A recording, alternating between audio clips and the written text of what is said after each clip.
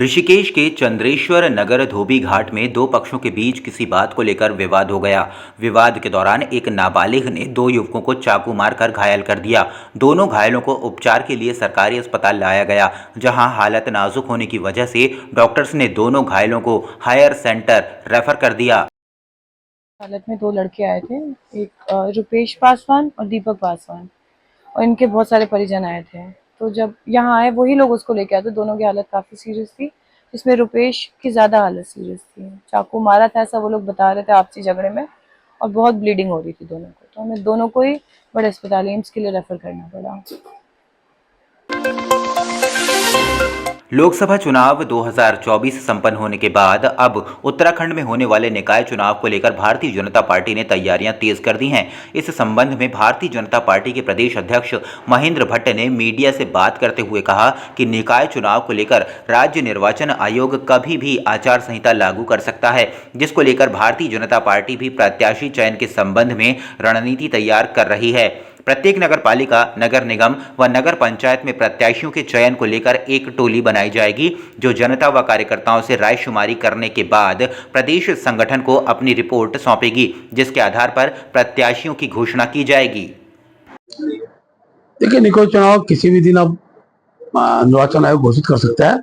Bharatiya Janata party की दृष्टि से जो स्थानीय निकाय प्रकोष्ठ है उसके कार्यकर्ता और ऐसे प्रत्येक जनपद स्तर के लिए हम 3 प्रमुख कार्यक्रम टोली हम भेजने वाले हैं, जो निकाय के विभिन्न क्षेत्रों में जाकर प्रत्याशियों के नामों का पैनल लेकर आएंगे। उसके बाद हम कार्यकर्ताओं की रायशुमारी का विषय हो और जनता द्वारा व्यापक सर्वे के आधार पर हम प्रत्याशी घोषणा करेंगे। पिछली बार भी अधिकतर नगर पालिका नगर निगम भारतीय जनता पक्ष में थे। इस बार हम 100% के लक्ष्य को लेकर आगे बढ़ेंगे और सभी नगर निगम नगर पालिकाओं में भारतीय जनता पार्टी जीते, ऐसे रणनीति के तहत हमारा चुनाव होगा। गंगा किनारे राफ्टिंग संचालकों और पर्यटकों के बीच हुई मारपीट का पुलिस ने खुलासा कर दिया है। पुलिस ने वायरल वीडियो के आधार पर मारपीट करने वाले एक हेल्पर और 2 राफ्टिंग गाइड्स को गिरफ्तार किया है। मारपीट करने वालों में शामिल अन्य अज्ञातों की पहचान पुलिस कर रही है। पुलिस का दावा है कि पहचान होते ही अन्य आरोपियों को भी जल्द गिरफ्तार किया जाएगा। इसके अलावा पुलिस ने ऋषिकेश गंगा एडवेंचर और पेडलर हिमालय राफ्टिंग कंपनी और गाइड के लाइसेंस निरस्त करने की रिपोर्ट भी डीएम टिहरी को भेजी है। विधानसभा अध्यक्ष ने सभी विभागों की बैठक बुलाकर जिसमें हर विभाग को उनकी नैतिक जिम्मेदारी देकर उन पर कार्य करने के लिए निर्देशित किया, जिसमें वन विभाग को जंगलों में लग रही आग व बाढ़ सुरक्षा कार्य के लिए निर्देशित किया। विधानसभा अध्यक्ष ने पेयजल की समस्या को दुरुस्त करने के लिए पेयजल विभाग को ग्राउंड जीरो पर कार्य करने के लिए कहा।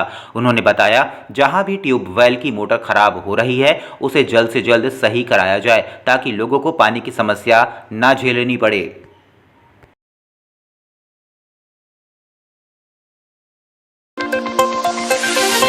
शहरी विकास मंत्री प्रेमचंद अग्रवाल ने विधानसभा स्थित सभागार कक्ष में अधिकारियों के साथ देहरादून में चल रहे स्मार्ट सिटी परियोजना के विकास कार्यों के संबंध में समीक्षा बैठक ली। इस अवसर पर सीईओ स्मार्ट सिटी परियोजना सोनिका तथा स्मार्ट सिटी परियोजना के संबंधित अधिकारीगण उपस्थित रहे। शहरी विकास मंत्री ने स्मार्ट सिटी परियोजना के अंतर्गत हो रहे विभिन्न कार्यों जैसे क्रैच बिल्डिंग, पलटन बाजार में जल भराव, ई बसों के संचालन, सहारनपुर चौक पर हो रहे ड्रेनेज कार्यों, सीसीटीवी कैमरों की अद्यतन स्थिति, सीवरेज कार्यों की स्थिति के संबंध में अधिकारियों से विस्तृत जानकारी प्राप्त कर अपूर्ण कार्यों को जून 2024 तक पूर्ण कराने हेतु निर्देशित किया। देखिए, स्मार्ट सिटी का काम जो पिछले कायम समय से हमारे यहाँ चल रहा था, और मुझे खुशी है इस बात की हम जून 2024 जो निर्धारित समय हमारा है उस समय तक हम इसका पूरा करेंगे। अभी जो काम हमारे चल रहे हैं, जैसे सीवरेज का कुछ काम चल रहा है, कहीं पीडब्ल्यूडी के थोड़े बहुत काम चल रहे हैं, ऐसे ही हमारे यहाँ जो सिंचाई के द्वारा जो काम हमारे यहाँ ड्रेनेज के थे वो चल रहे हैं। और अभी तक मैंने इनसे कहा 20 जून तक इसे कंप्लीट करना है, ताकि 20 जून के बाद मानसून यदि आएगा तो काम फिर और बढ़ेगा, मतलब लिंगर ऑन होगा।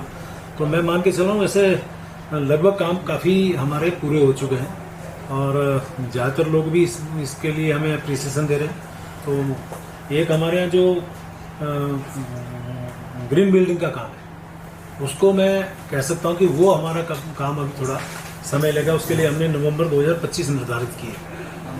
को छोड़ के हम सारे काम जून 24 तक हम पूरे करेंगे। अलकनंदा नदी में कटाव को रोकने के लिए आपदा विभाग द्वारा डीपीआर तैयार कर ली गई है और इसमें मानसून के बाद काम शुरू हो जाएगा।